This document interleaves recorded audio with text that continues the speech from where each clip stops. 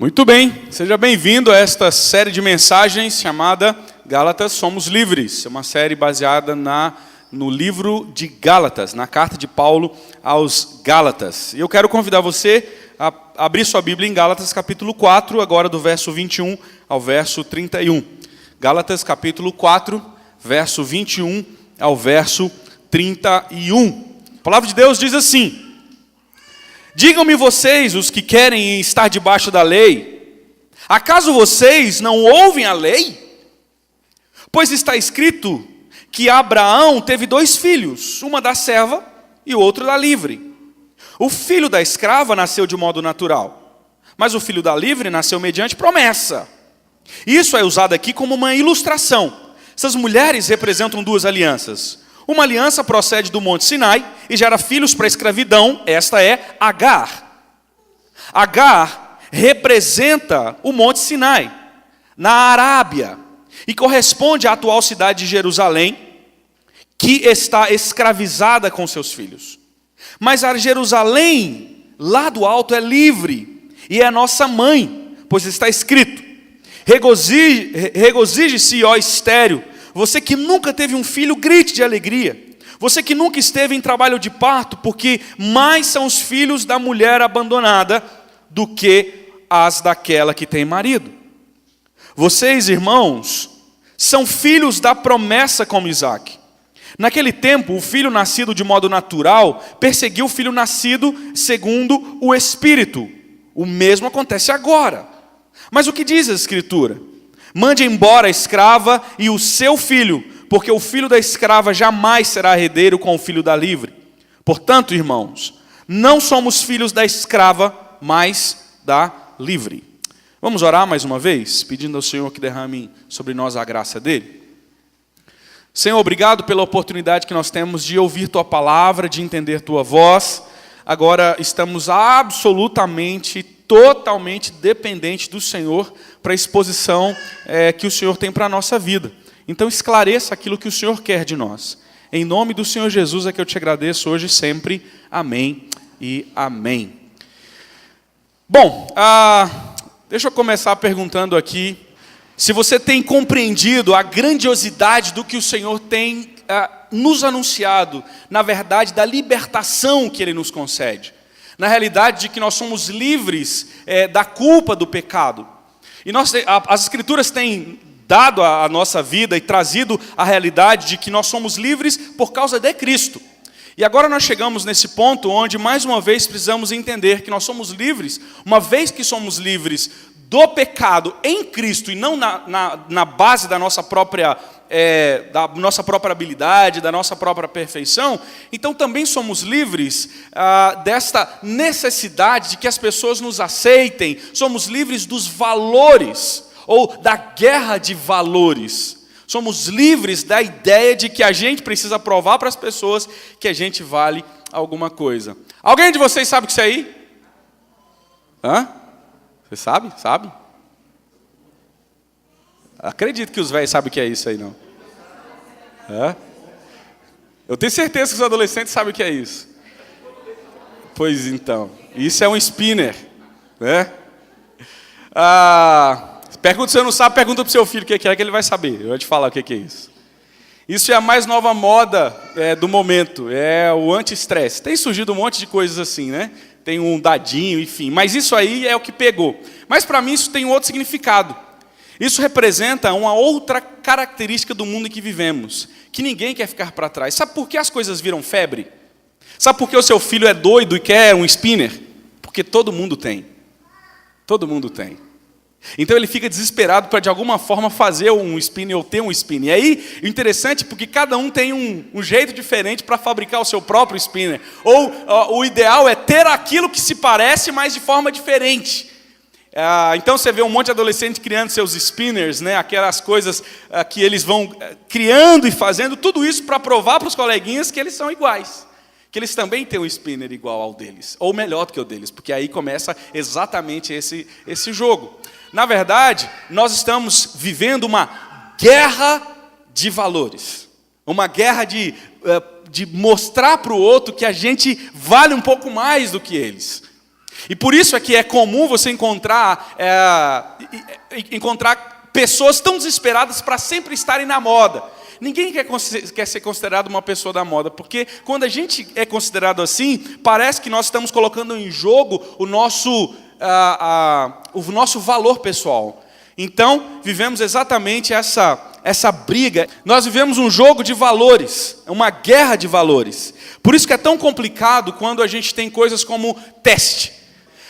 O teste é um negócio muito complicado para nós. Tudo aquilo que coloca-nos em prova, para a gente é complicado. Por isso que você fazer uma prova é difícil na escola, fazer o Enem é complicado, porque sempre que a gente vai fazer alguma coisa, tem a sensação de que nós estamos colocando o nosso próprio valor em risco.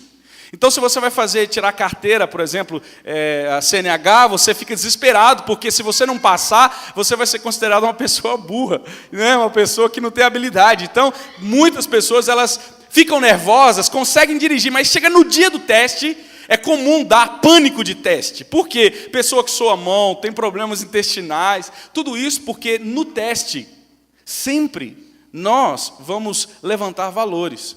E na nossa consciência, na nossa cabeça, o que está acontecendo nada mais é do que uma guerra de valores. Se eu não passo, as pessoas vão achar que eu não sou tão inteligente. Se eu não passo, as pessoas vão achar que... Enfim, a gente vai brigando e vai levando a vida exatamente nessa guerra de valores. E isso também diz respeito ao nosso relacionamento com Deus. Se a gente não compreende de fato que o Evangelho é para nós, nós vamos vivendo exatamente dessa forma. Buscando valores na nossa habilidade de realizar as coisas, principalmente na nossa habilidade de entrar no céu. E é exatamente contra isso que Paulo escreve sua carta. Você já sabe muito bem, mas é bom lembrar. Paulo escreve essa carta a um conjunto de cidades que foi fundada na sua primeira viagem missionária, quando Paulo havia saído para formar as suas igrejas. Então, só para você entender aí o que está acontecendo.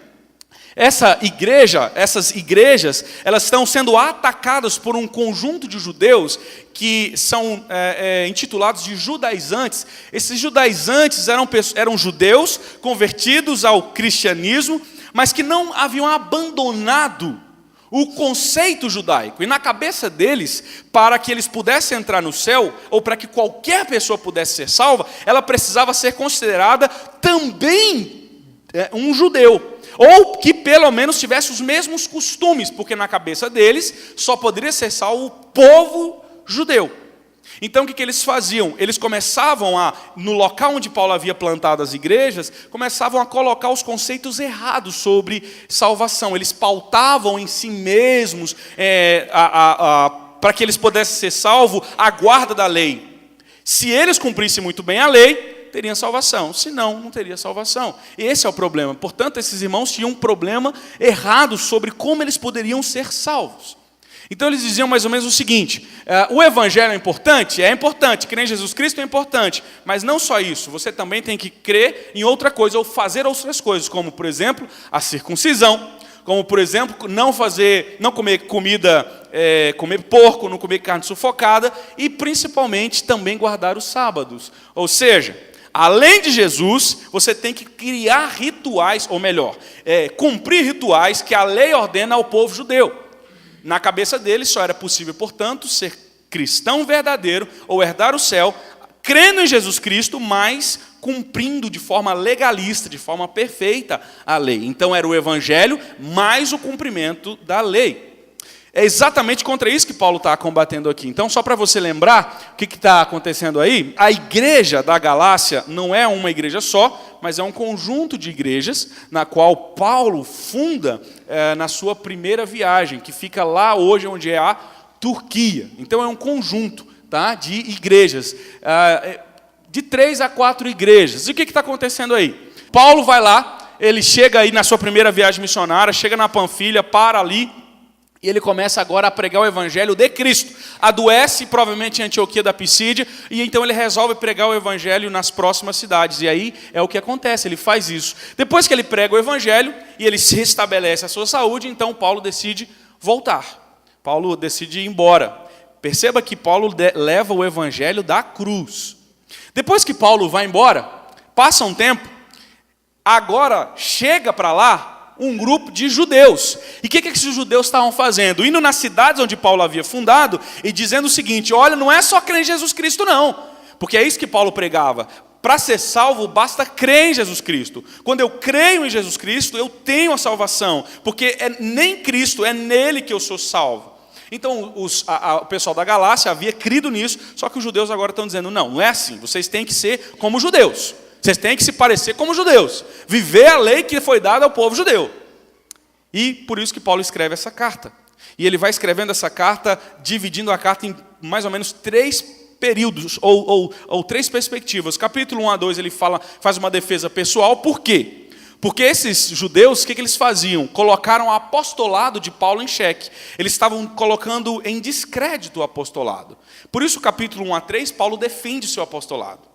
Você percebe, 1 a 2. Depois, do capítulo 3 a 4, o que Paulo faz? Paulo faz uma defesa da doutrina, do que de fato deve ser as escrituras do Evangelho, a verdade do Evangelho. Então ele chega no capítulo 4 e ele trabalha 2 perspectivas. Né? Ele trabalha 2 coisas. Por isso é que Paulo tem a intenção de escrever em cima de 3 propósitos. Ele tem, primeiro, defender o seu chamado. Depois, alertar o povo sobre os falsos ensinos e, finalmente, relembrar aqueles irmãos como o Evangelho deveria mudar a vida deles. Então, nós estamos aqui na segunda parte, onde Paulo faz uma defesa da teologia, do Evangelho. E aí a gente chega aqui no capítulo 4, Paulo faz uma comparação entre os que creem na graça, no fato de Jesus ter morrido por eles, com os que creem na lei. Então, Paulo usa agora o seu próprio relacionamento para mostrar para aqueles irmãos como o Evangelho traz um relacionamento de uma forma e como a vida pela lei traz um relacionamento de outra forma. E ele chama os Gálatas a perceber o quão doido eles estão, abandonando o conceito do Evangelho e partindo para o conceito da graça. E aí o versículo 1 ao versículo 7, ele fala: olha, lembrem-se, se vocês abandonam a graça do Senhor e vão para a lei, vocês se tornam escravos. Mas vocês, quando creem em Jesus Cristo, se tornaram filhos, herdeiros de Deus. E aí agora, no versículo 8 até o versículo 11, ele vai mostrando que eles precisavam viver uma vida como antes eles viviam crendo no Evangelho. Não como eles viviam antes de crer no Evangelho. Porque antes de crer no Evangelho, esses irmãos eram pagãos, ofereciam sacrifício aos deuses para apaziguar a ira dos deuses. E quando eles voltam a querer praticar as coisas, viver a lei de forma legalista, para tentar comprar o céu, Paulo está dizendo: olha, vocês estão vivendo ou voltando a viver como vocês eram antes de converter. Vivendo uma vida de tentar apaziguar a ira dos deuses, e isso não é condizente com o Evangelho. Então Paulo faz um apelo para o relacionamento. Agora, a partir do versículo 12, Paulo faz um apelo para mostrar como, verso 12 até o versículo 20, Paulo faz um apelo para mostrar como o Evangelho perverteu a forma até mesmo dos Gálatas olharem para ele. Porque antes, quando Paulo havia pregado o Evangelho para eles, Paulo era considerado como um anjo de Deus, como até aparecendo o próprio Cristo. É isso que ele está argumentando aqui. Mas agora não, ele parece que é inimigo. Então Paulo alerta dos versos 17 até o versículo 20, como, na verdade, Paulo é absolutamente diferente daqueles mestres, porque o que os mestres queriam era apenas seduzir aquelas pessoas, era apenas trazer o coração deles, era apenas se satisfazer na vida deles. Então Paulo alerta agora, chegando no final do capítulo 4, dizendo: olha, vocês estão ficando doidos, só pode. Vocês não estão lendo a lei? Vocês não lembram de Sara e de Agar? Como essas mulheres, elas não são absolutamente diferentes, e como uma representa uma coisa, a própria lei diz isso. Como é que vocês estão querendo se tornar judeus para serem salvos?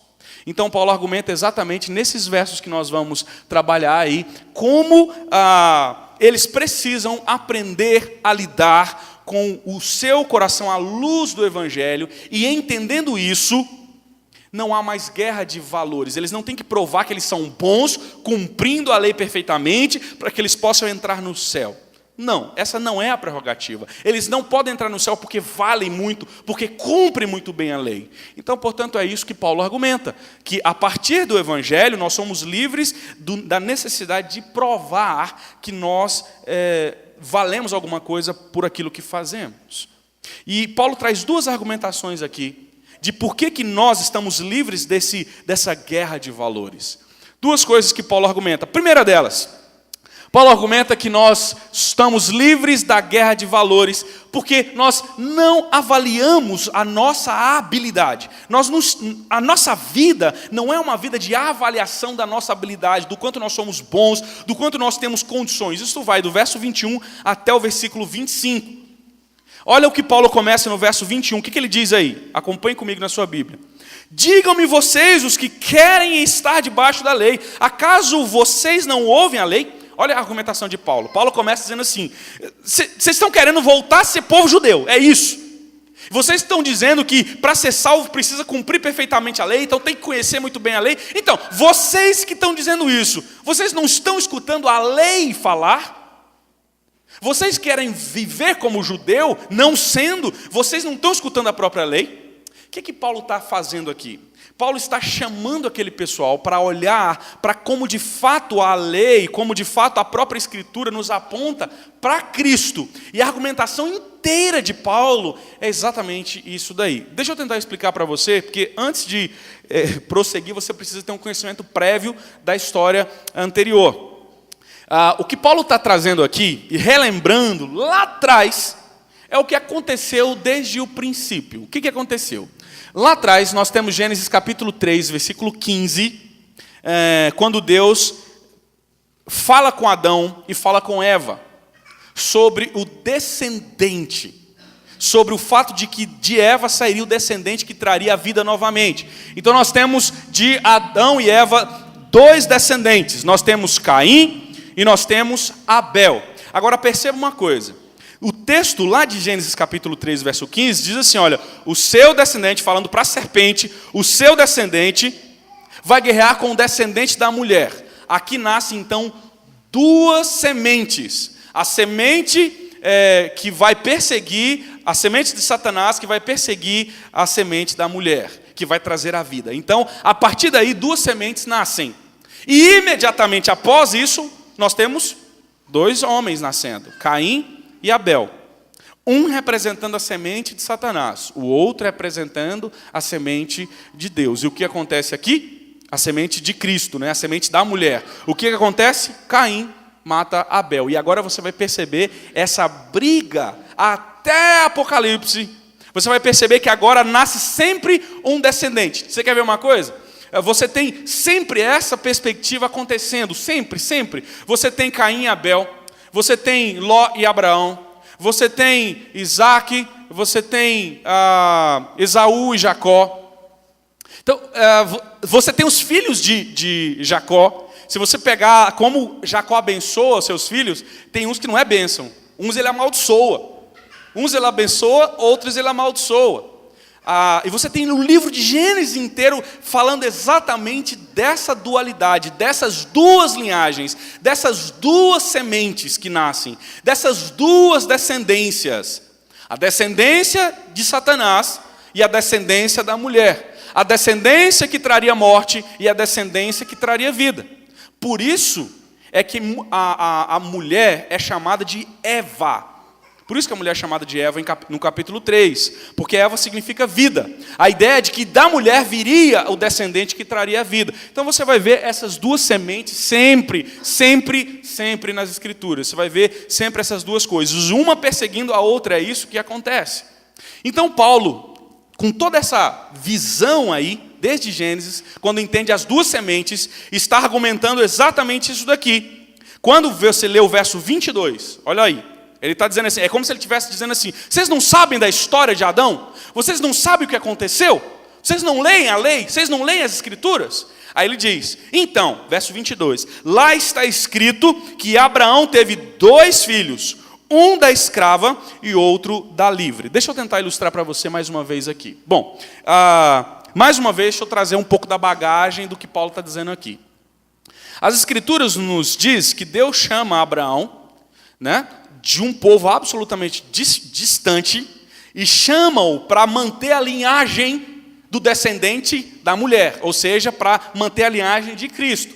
E Abraão Deus chama Abraão e ele diz assim, olha, Abraão, você é casado com uma mulher que é estéril, mas de você e dela, da sua esposa, eu vou dar o descendente que vai salvar o mundo inteiro. E mais do que isso, por causa dele, sua descendência vai ser muito maior do que as areias que tem no mundo inteiro, de todas as praias do mundo.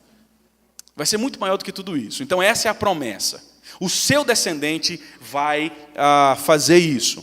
Só que o que acontece?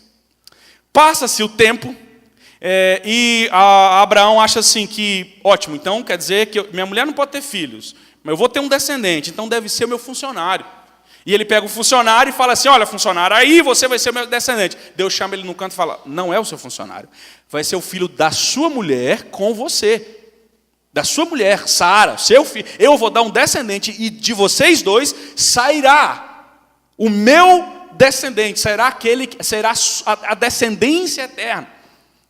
Passa-se o tempo, não tem filhos, aí a mulher fica meio injuriada e tal. O que ela faz? Tem uma mulher egípcia chamada Agar. Essa mulher estrangeira, não tinha nada a ver com eles. Ela era escrava de Sara. E se ela dá a escrava, era como se ela possui a escrava, ela possui também o quem? O filho da escrava. A véia já estava lá, Abraão também, aí agora chega a véia e fala assim, olha, está aqui uma escrava, nova, tal. Abraão fala, uai, então, né? Você quer, mulher? Tá bom, né?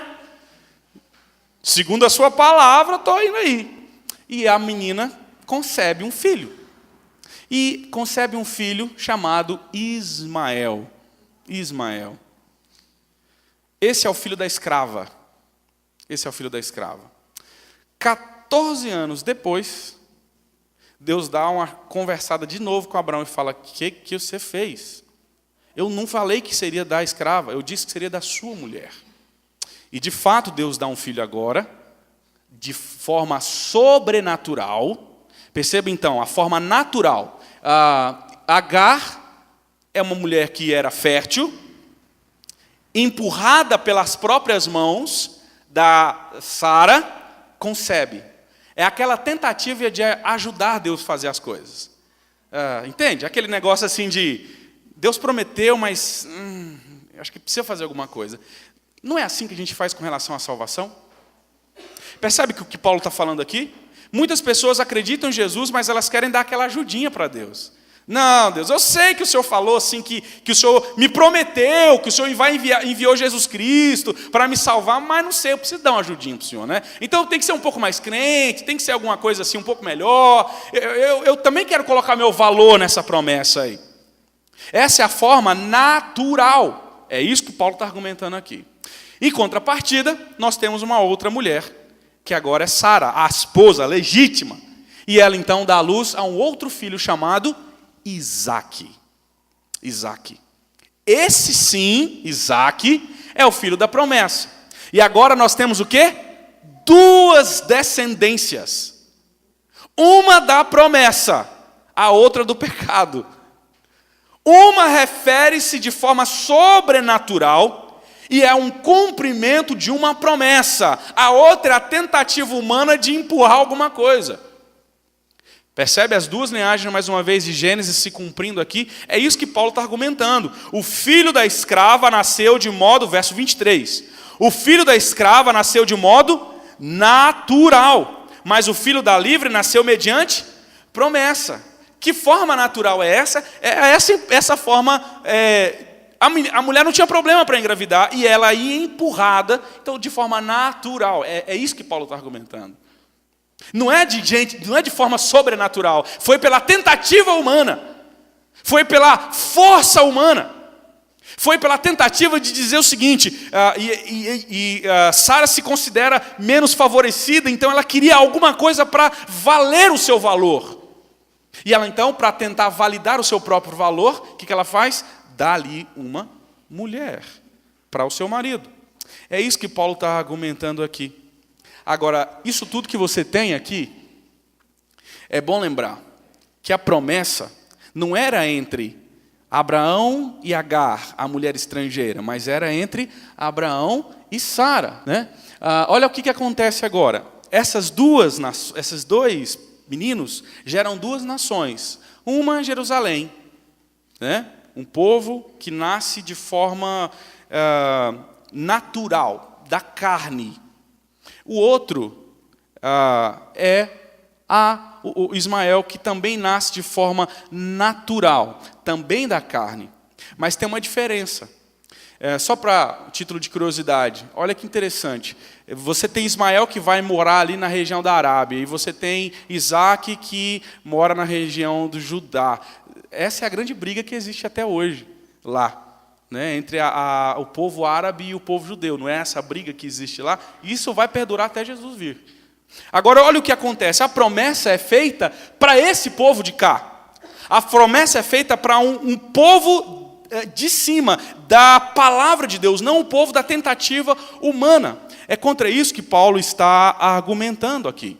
Essa ideia da gente tentar ir para cima de Deus e tentar dar ajudinha para Deus e colocar o nosso valor a partir daquilo que nós somos capazes de fazer. Essa é a consequência que acontece, e é o que Paulo vai dizer, quando a gente tenta fazer isso, tenta colocar o nosso valor acima do valor da promessa de Deus. Olha o verso 25. Verso 24. Isso é usado aqui como uma ilustração. Essas mulheres representam duas alianças. Uma aliança procede do Monte Sinai e gera filhos para a escravidão. Esta é Agar. Perceba, o que procede do Monte Sinai? A lei, certo?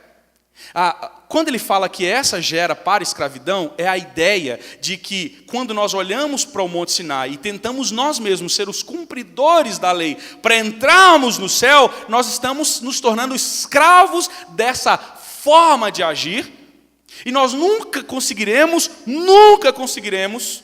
então nós somos agora escravizados por essa forma, e nós então morremos. É isso que as Escrituras vai nos dizendo. Agora, olha o versículo 26, perdão. Mas a Jerusalém lá do alto é livre e é a nossa mãe. Então percebe-se que aqui há absolutamente duas descendências. E o que Paulo argumenta do verso 21 até o versículo 25 é que não adianta, meus queridos, nós tentarmos olhar para o nosso relacionamento com Deus e, na base da nossa própria performance, querermos sermos salvos. E isso absolutamente muda a forma como a gente também vê as pessoas. Se nós não temos condições de nos salvar, se nós somos fracos, se nós não temos essas habilidades todas de sermos pessoas perfeitas, então a gente começa a olhar para os outros de forma diferente. Então essa é a primeira coisa pela qual a gente vai quebrando essa guerra de valores. Mas há uma segunda e última coisa que Paulo argumenta. Se a primeira é essa, a segunda coisa é que nós percebemos e reconhecemos a nossa incapacidade. Olha o versículo 26 em diante. Mas a Jerusalém do alto é livre e é a nossa mãe. De que Paulo está argumentando aqui? Deixa mais uma vez, olha para cá, deixa eu tentar criar mais uma ilustração aqui. Tem toda essa ideia aqui. Aí você vai dizer, pastor, mas a Jerusalém não é essa aqui? O que Paulo está quebrando é exatamente isso. Perceba então que Paulo está falando, e ele repete esse conceito em Romanos, que a questão, irmãos, não é natural, não é nacional, não é uma questão específica da carne, mas é algo que depende da promessa. Da promessa. Não é uma naturalidade, não é da descendência específica do povo, do judeu. Não é do judeu que sai a promessa. Mas a promessa, a Jerusalém, não é lá da nação específica. O Israel prometido não é só os que nasceram de forma natural, mas é os que nasceram com outro olhar, é os que nasceram da promessa. E essa promessa aponta para quem? Para que descendente? Para Isaac? Não, essa promessa aponta para a cruz, essa promessa aponta para Jesus. Então o que Paulo está argumentando aqui, meus queridos, é que na verdade não é aqueles que são judeus de Jerusalém é que são salvos, mas são os de Jerusalém e são os israelitas, não naturais, mas os da promessa. Os que olharam para Cristo, os que creram em Cristo, esse é o Israel. Vá lá para Romanos, só para você, não sem desmarcar aí, que Paulo explica mais uma vez esse conceito aqui.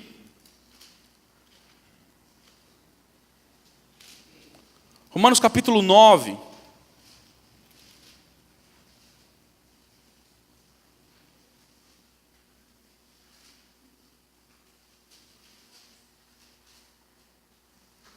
Romanos capítulo 9.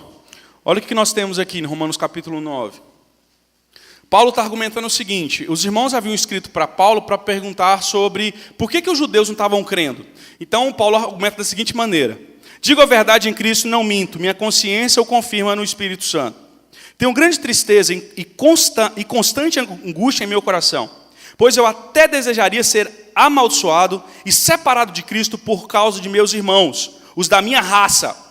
Mais uma vez, Paulo está falando de Israel, de Jerusalém, física, nacional. E aí ele diz assim, o povo de Israel, deles é a adoção de filhos, deles é a glória divina, as alianças, a concessão da lei, a adoração no templo, as promessas. Ou seja, da onde é que saiu os profetas? De Israel. Da onde é que saiu a lei de Moisés? De Israel. Da onde é que saiu Cristo? De Israel. Da nação, do povo nacional, dos naturais, da carne. É disso que ele está falando. Mas aí ele diz assim, olha: deles são os patriarcas e a partir deles se traça a linhagem humana, perceba, de Cristo. Percebe então como Paulo está argumentando o seguinte: a nação em si, o povo judeu em si, deles nasce o povo de Deus, mas eles em si não são o povo de Deus. Olha aí o que Paulo continua argumentando: que é Deus acima de todos, bendito para sempre. Verso 6. Não pensemos que a palavra de Deus falhou, pois nem todos os descendentes de Israel são Israel. Nem por serem descendentes de Abraão, passaram todos a ser filhos de Abraão, ao contrário, por meio de Isaque, a sua descendência será considerada. Noutras palavras, não são os filhos naturais que são filhos de Deus, mas os filhos da promessa que são considerados descendência de Abraão, pois foi assim que a promessa foi feita: no tempo devido virei novamente e Sara terá um filho. E esse não foi o único caso, também os filhos de Rebeca tiveram o mesmo pai, nosso pai Isaque. Todavia, antes que os gêmeos nascessem ou fizessem qualquer coisa, boa ou má, a fim de que o propósito de Deus, conforme a eleição, permanecesse, não por obras, mas por aquele que chama, foi dito a ela: o mais velho servirá ao mais moço. Como está escrito: amei Jacó, mas me aborreci de Esaú. Percebe então como as escrituras ela vai mostrando, e Paulo mais uma vez, volta para Gálatas agora, argumenta que a salvação ela não é dada de forma habilidosa, mas é especificamente porque cremos em Jesus Cristo. É isso que Paulo está argumentando, e ele repete a profecia dada em Isaías capítulo 51, verso 4. Olha lá, versículo 27. Regozije-se, ó estéril, você que nunca teve um filho, grite de alegria, você que nunca esteve em um trabalho de parto, porque mais são os filhos da mulher abandonada do que os daquela que tem marido. Paulo interpreta esse texto dizendo que a mulher abandonada é Sara, porque ela não tem filhos.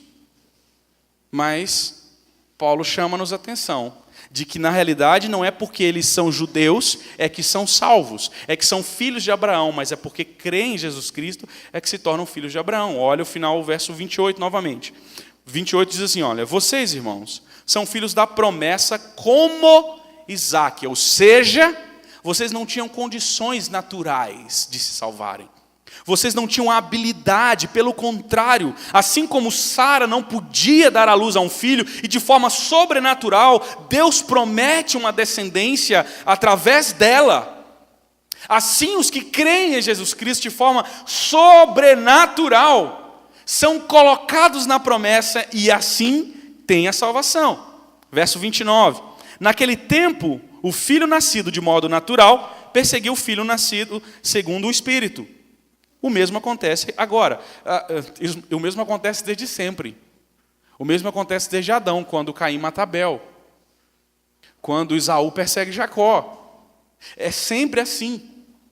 É sempre assim que vai acontecer. E ele percebe, ele vai dizendo assim, olha, vocês precisam entender que nós seremos perseguidos, como vocês estão sendo perseguidos por esses judeus aí. Então ele está dizendo, volta só para o versículo 21. Digam-me vocês, os que querem estar debaixo da lei, acaso vocês não ouvem a lei? É como se Paulo estivesse dizendo, vocês não estão percebendo? Que voltar na prática do judeu, você na verdade está saindo da promessa. Se vocês querem viver como judeus para serem salvos, vocês estão saindo, abandonando a promessa. E começando a querer valorizar a si próprio, mas vocês precisam entender que vocês não conseguem isso.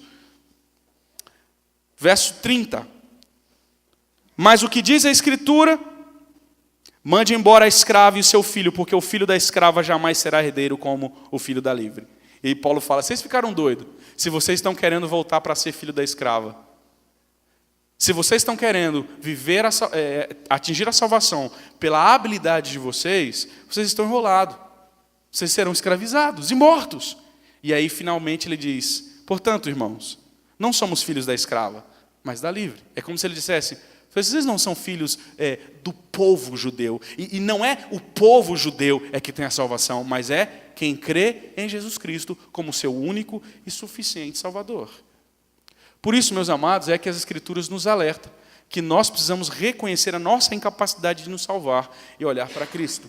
Só para terminar aqui, para que você perceba como começam as coisas em Gênesis e como tudo se cumpre em Apocalipse. As Escrituras nos diz, lá em Apocalipse, fazendo um resumo de toda essa briga entre as duas sementes, agora a briga que acontece entre a igreja e Jesus e Satanás. Como a igreja de Jesus, elas guerreiam contra Satanás. Aí você tem 3 capítulos que resumem isso muito bem, 12, 13 e 14. Nós temos o capítulo 12, lá de Apocalipse, que vai trazendo algumas coisas para nós. A primeira delas, o dragão tenta impedir o nascimento de Jesus. Ele tenta, olha a briga aqui da semente, da serpente contra a semente da mulher. Eu estou falando de Apocalipse, isso foi prometido em Gênesis. Depois nós temos o dragão que percebe, que tenta minar a liberdade de Jesus, a liberdade do povo de Deus. Como ele não consegue, o que ele faz? Ele começa agora a perseguir a igreja. Então, olha só o que Paulo argumentou aqui, no versículo 29. Naquele tempo, o filho nascido de modo natural perseguiu o filho nascido segundo o Espírito. Isso se repete até o final. A igreja sendo perseguida por Satanás. Sempre vai ser assim. Até o final. Então, o que Satanás faz? Capítulo 13, ele nos diz o seguinte, Satanás ele pega 2 aliados para perseguir a igreja. 2 aliados, que a Bíblia chama de bestas, 2 bestas. Uma besta referindo-se ao anticristo, que é a besta que emerge do mar, e a outra referindo-se ao falso profeta. É basicamente alguém que vai ter um governo político e depois um governo espiritual. Irmãos, são as 2 coisas que o mundo está entrando em colapso. Politicamente falando e espiritualmente falando. Então, Satanás ele vai fazer exatamente isso, levantando pessoas específicas para que eles possam perseguir a sua igreja. Mas o final já está decretado. Capítulo 14, nós temos a seguinte verdade, que os que são selados por Cristo são vitoriosos. Em contrapartida, os que são selados pela besta ou pelo Satanás já são derrotados. Aqui nós percebemos, mais uma vez, a descendência da mulher, que é Jesus, derrotando a descendência da serpente, que é Satanás. Essa é a perspectiva. E aí, finalmente, o que nós temos aqui? Uma relação entre o capítulo 13 e 14. E aí a gente tem a seguinte característica acontecendo. Beleza, olha o que nós temos aí, a comparação entre o capítulo 13 e 14. Nós temos o anticristo que finge dominar o mundo, semente da serpente. Mas no capítulo 14 nós temos Cristo, que está realmente no comando do mundo. Versículo 1 de Apocalipse, capítulo 14. No capítulo 13, o anticristo faz com que os seus adoradores blasfemem o nome de Deus. No capítulo 14, os seguidores de Cristo adoram a Deus. No capítulo 13, eles lutam contra os santos. Capítulo 14, ele sela os santos com a marca da vitória. No capítulo 13, o falso profeta parece o cordeiro. No capítulo 14, ele é realmente o cordeiro. Jesus Cristo é o Cordeiro. No capítulo 13, eles levam as pessoas à adoração ao anticristo por meio de grandes sinais, fogo do céu e milagres e coisas nesse sentido. Já no capítulo 14, nós temos um aviso da falsidade das bestas e de seus fracassos. E até finalmente nós termos a marca e os seguidores sendo ali marcados com a marca da besta, 666, que é a única coisa referindo-se ao fracasso final de tudo. E aí, finalmente, nós temos onde Deus separa os seus selados para a vida eterna. Ou seja, capítulo 13 e 14 de Apocalipse nada mais é do que mostrando-nos essa perspectiva aí. Jesus se levantando como aquele que reina sobre tudo, e ele tem a ceifa para o juízo eterno, ou seja, mais uma vez ele pega a descendência de Satanás e vai mandá-la para cumprir a ira e receber a ira de Deus. E por outro lado nós temos a ceifa para o gozo eterno, onde nós seremos levados para Cristo. E aqui se cumpre o que Paulo argumenta. Paulo está dizendo que se nós somos descendentes de Agar e Ismael e tentamos viver a nossa própria perspectiva, cumprindo a lei, nós seremos lançados para longe de Deus. Em contrapartida, se nós cremos em Jesus Cristo, nós somos descendentes de Isaac, que é os que confiam em Cristo. Tudo isso se cumpre nas Escrituras. É isso tudo que Paulo argumenta aqui. E eu queria terminar, meus queridos, aplicando a sua vida, dizendo algumas coisas para você, de extrema importância. Primeira delas, não deixemos nos envolver pelos conceitos culturais que nos avaliam por nossas conquistas e habilidades. Consumismo, moda, carro, faculdade, viagem, intelectualidade. Cuidado, porque quando a gente não entende o Evangelho, a gente também vai vivendo a vida querendo ser aprovado pelos outros por aquilo que nós temos, por aquilo que nós somos, por aquilo que nós conquistamos.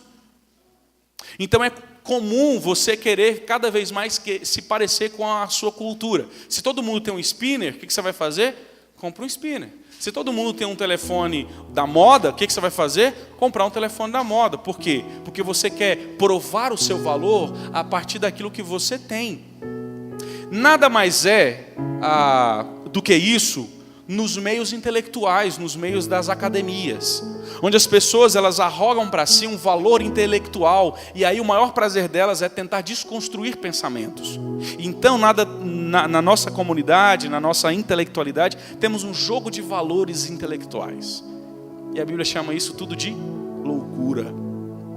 Cuidado para que você não comece a avaliar pessoas e colocar seus próprios valores nisso daí. Outra coisa que eu quero dizer a você, e para mim, lutemos contra a tentação de querer provar aos outros os nossos próprios valores. Numa discussão, por exemplo, quando você vai discutir com o seu marido, com a sua mulher, com um funcionário, com alguém, com um patrão, esquece esse negócio de você ter que colocar o seu valor acima de tudo, como se você se calar numa discussão fosse um problema onde o seu ego vai ser ferido. Não há problema o ego ferido. Não tem problema. Você não tem que ficar querendo provar nada para ser ninguém. Cuidado, para que você, para não ser considerado uma pessoa assim preguiçosa, você comece a entrar num trabalho exagerado. Porque você tem medo de que alguém possa dizer que você não está fazendo uma coisa bem feita. E você se pegue fazendo tudo para que os outros te aprovem. Isso é um perigo. Cuidado para você não ter medo da reprovação, reputação, aceitação. Isso nos faz negociar muitas coisas. Coisas inegociáveis. Com medo de fazer as coisas e do que as pessoas vão pensar, a gente começa a fazer coisas indevidas. Cuidado, porque você precisa compreender que à luz do Evangelho, o seu ego, o seu valor não é estipulado por aquilo que se faz, pela sua habilidade. Não, é em Cristo e acabou. Essa é a perspectiva. Abandonemos a falsa impressão de que podemos ser bons cristãos se nos esforçarmos bastante. Então, se eu ler a Bíblia muito, se eu orar muito, se eu for a todo culto, se eu tiver algumas coisas que eu deixar de lado, se eu jejuar, eu vou me tornar um crente muito melhor. De fato, isso é verdade. Se você buscar isso tudo, você vai amadurecer muito mais. Mas não é isso que te torna um crente melhor. O que te torna um crente melhor é o Evangelho. É crer em Jesus Cristo como único e suficiente Salvador. Nós somos aperfeiçoados nele. Por isso, eu queria chamar você uma outra coisa. Que você e eu abandonemos a impressão de que nós podemos ser pessoas completamente coerentes. Quando a gente entende que não é a nossa habilidade de culto, oração e jejum e abstenção das coisas é que nos tornam pessoas coerentes no caráter, na sinceridade, na bondade, na honestidade, nós vamos entender que mesmo cumprindo muita coisa do que Deus quer, nós ainda seremos problemas no caráter. O pecado é um problema de caráter.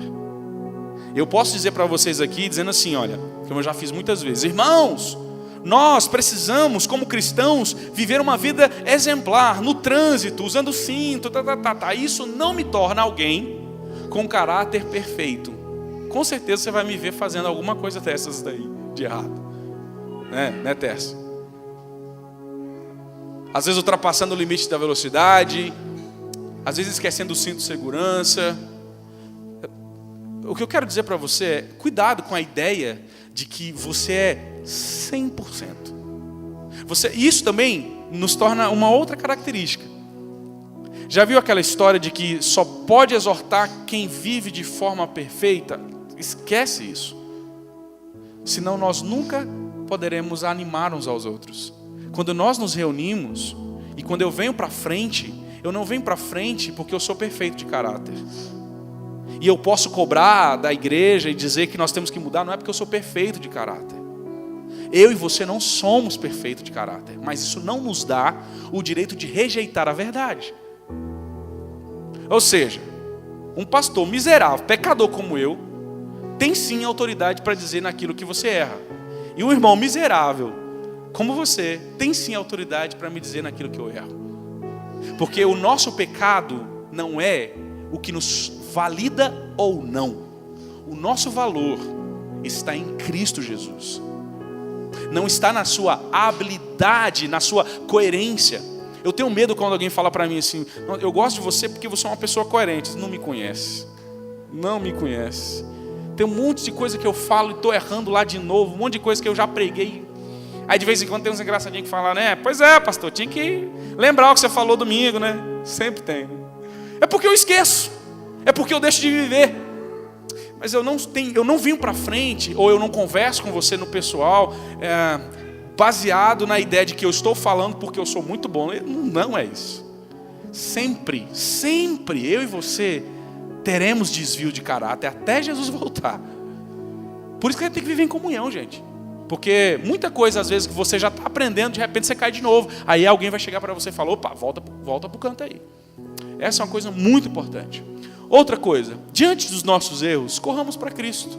Precisamos estar sempre prontos a crescer nele, reconhecendo nossas fragilidades e obtendo nele sempre um recomeçar. Essa é a graça do Evangelho. É que pessoas como nós, descendentes da promessa, não herdaram o céu pela sua própria habilidade, mas foi por exatamente o contrário, por perceber a sua incapacidade, a sua falta de condição de ser salvo. Como nós seríamos outra igreja se nós percebêssemos essa verdade? Nós conseguiríamos ser mais tolerantes, mais amáveis, mais companheiros, mais parceiros, menos julgadores. Como seria bom isso, né? Como seria se ao invés de a gente ficar apontando o olho para o pecado do outro, a gente pudesse dizer, olha, realmente o seu pecado aí está complicado, mas eu quero te ajudar nisso. E a mesma pessoa que eu disse para ela, ela pode chegar para mim e dizer, realmente o seu pecado está complicado, mas eu quero te ajudar nisso. Porque às vezes o seu pecado é meu ponto forte, mas o meu pecado é o seu ponto forte. Lembrem-se, você nunca será medido, pessoalmente falando, pelo seu ponto mais alto com Deus. Porque você é um cara que trabalha na igreja. Não, você é medido pelo seu ponto mais baixo. Quando ninguém te vê e você comete seus pecados. É aí que você é medido. Por isso, a melhor coisa é correr para Jesus. Depender absolutamente de Cristo. E aqui nós encerramos uma outra parte da carta de Gálatas. Porque o que vem a seguir, se você não entendeu o que foi falado nessas 14 mensagens, eu quero convidar você a sentar na frente do seu computador e olhar todas as 14. Porque se você partir para o conceito, no capítulo 5, de que o fruto do Espírito te leva, de verdade, a viver de forma perfeita, bondade, longanimidade, domínio próprio e coisas como essa, meu querido, você vai ser um fariseu de mão cheia. E vai achar que quando eu pregar, por exemplo, dizendo, irmãos, a Bíblia nos diz que temos que viver dessa forma, você vai achar e sair daqui, pronto, é isso mesmo, eu sou o cara, eu vou conseguir isso. Não é isso. Corra para Jesus, é nele que a gente consegue viver as coisas, e quando erramos nós podemos recomeçar. Espero eu, meus queridos, que o Senhor possa falar ao seu coração. Eu sei que Paulo está escrevendo para um pessoal que talvez conhecia bem o conceito judaico, você talvez não conheça, mas eu sei que o Espírito Santo há de trazer a você toda essa ideia que Paulo trabalha até aqui, e que ele aplique em nossos corações a verdade dele, ok? Vamos orar mais uma vez?